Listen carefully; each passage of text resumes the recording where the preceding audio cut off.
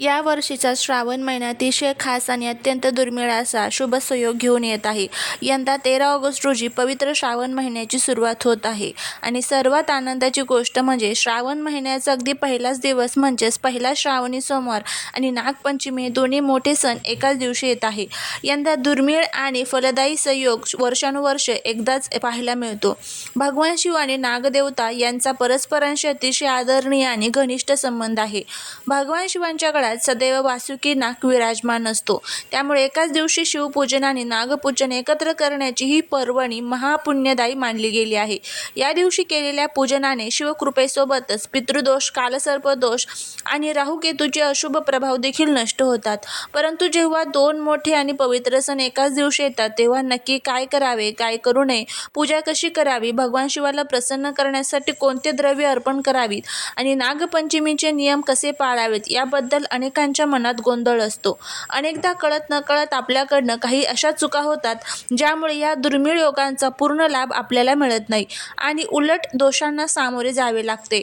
या व्हिडिओमध्ये आपण अगदी सविस्तर पाहणार आहोत की पहिल्या श्रावणी सोमवारी काय करावे, काय टाळावे, नागपंचमीच्या दिवशी काय करावे, काय टाळावे आणि सर्वात महत्त्वाचं म्हणजे या दिवशी कोणती एक सर्वात मोठी चूक अजिबात करू नये. त्यामुळे हा व्हिडिओ स्किप न करता शेवटपर्यंत पहा. चॅनलवरती नवीन असाल तर चॅनलला सबस्क्राईब करा आणि कमेंटमध्ये श्री स्वामी समर्थ लिहायला अजिबात विसरू नका.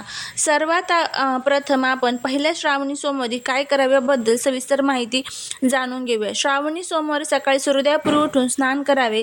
स्नानाच्या पाण्यात थोडेसे गंगेचे पाणी टाकल्यास ते अधिक फलदायी ठरते. या दिवशी स्वच्छ आणि पवित्र वस्त्रे परिधान करावीत. महादेवाला प्रसन्न करण्यासाठी विशेषतः पांढरे किंवा निळे कपडे परिधान करणे शुभ मानले जाते. या दिवशी जवळच्या शिवमंदिरात जाऊन किंवा घरातील शिवलिंगावर शिवलिंगास शुद्ध जलाचा आणि दुधाचा अभिषेक करावा. शिवाला अतिशय प्रिय असणारी बेलपत्रे अर्पण करावीत. बेलपत्र अर्पण करताना ते कुठेही फाटलेले किंवा तुटलेले नसावे. तसेच बेलपत्राची गुळगुळीत बाजू शिवलिंगाला टेकून व्हावी. याशिवाय धतुरा, पांढरी फुले, अक्षदा, भस्म आणि शमीची पाने महादेवाला वाहिल्याने सर्व मनोकामना पूर्ण होतात. पूजेदरम्यान ओम नमः शिवाय या महामंत्रांचा सतत जप करावा. या दिवशी उपवास धरल्यास दिवसभरात सात्विक आहार घ्यावा किंवा फलाहार करावा. आता आपण पाहूया की पहिल्या श्रावणी सोमवारी काय करणे टाळावे. श्रावणी सोमवारी सर्वात आधी घरातील सर्व प्रकारच्या नकारात्मक भाव काढून टाकावा. या दिवशी मनात कोणताही क्रोध, कपट किंवा मत्सर ठेवू नये. महादेवाला अभिषेक करताना कधीही तुटलेले किंवा खंडित बेलपत्र अर्पण करू नये. तसेच पूजेमध्ये अक्षता वापरताना ते तांदूळ तुटलेले नसावेत. ते पूर्ण असणे अत्यंत आवश्यक आहे. महादेवाला कधीही तुळशीची पाने, केवड्याचे फूल, हळद किंवा कुंकू अर्पण करू नये. शिवपिंडीवर फक्त भस्म, पांढरे चंदन आणि अष्टगंध लावावे. जर तुम्ही सोमवारी उपवास करत असाल तर या दिवशी आमिष, मांसाहार, कांदा व लसूण यांचा वापर घरात अजिबात करू नये. तसेच घरात भांडण, तंटे किंवा कोणाचे अपमान करणे टाळावे. कारण महादेव हे अत्यंत साधे आणि भावुक दैवत आहेत. तसेच निर्मळ मनाने या दिवशी पूजा करावी. आता जाणून घेऊया की नागपंचमीच्या पवित्र दिवशी काय करावे.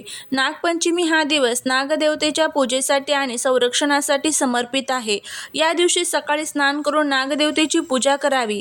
जर मंदिरात किंवा घरात नागदेवतेची मूर्ती किंवा चित्र असेल तर त्याला दुधाचा आणि पांढऱ्या मिठाईचा किंवा लाह्यांचा नैवेद्य दाखवावा.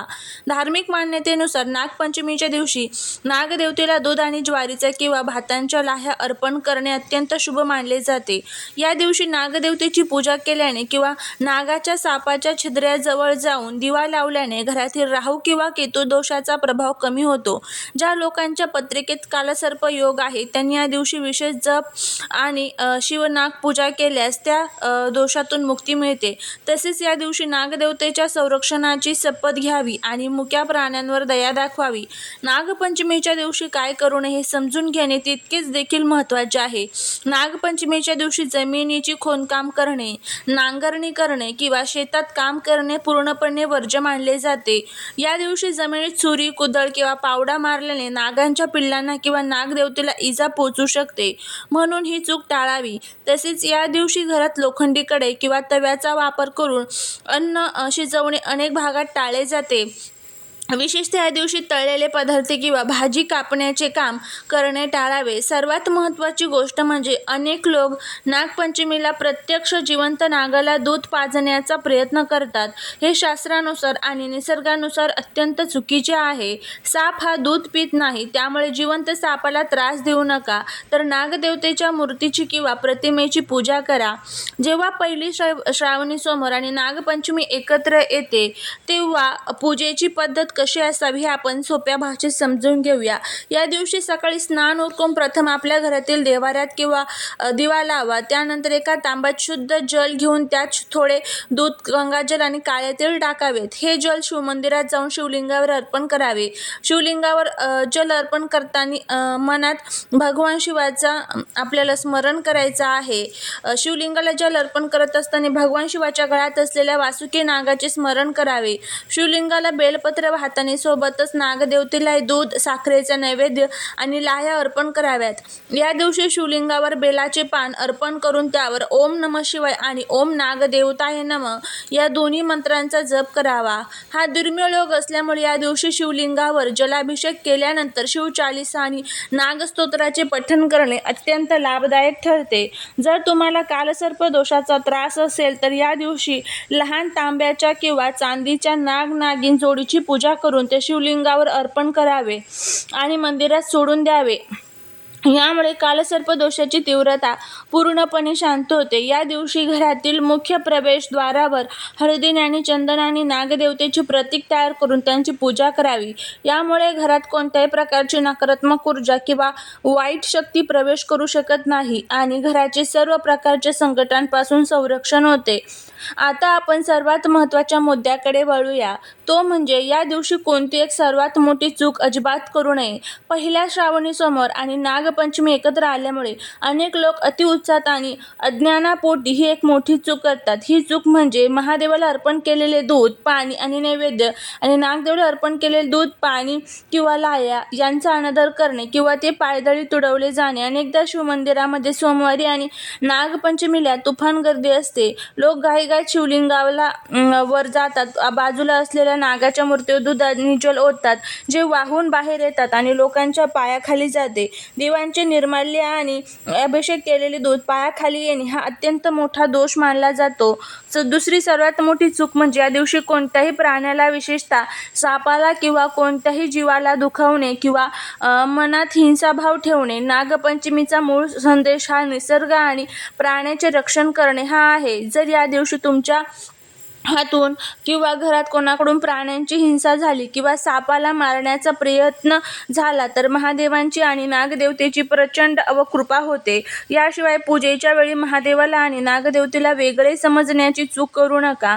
नागदेवता ही शिवाची आभूषण आहेत, त्यामुळे शिवपूजेविना नागपूजा अपूर्ण आहे आणि नागपूजेविना शिवपूजा अपूर्ण राहते. म्हणून या दिवशी रागावर नियंत्रण ठेवा, निसर्गाचा आदर करा आणि मंदिरात स्वच्छता राखून पवित्र भावनाने पूजा करा. थोडक्यात सांगायचं तर 13 ऑगस्ट रोजी येणारा हा श्रावण महिन्याचा पहिला दिवस तुमच्या आणि तुमच्या कुटुंबासाठी अत्यंत भाग्यकारक ठरू शकतो. या दिवशी भगवान शिव आणि नागदेवतेची भक्तिभावाने पूजा करा. गरजू लोकांना अन्न किंवा कपड्यांचे दान करा आणि मनात सकारात्मकता ठेवा.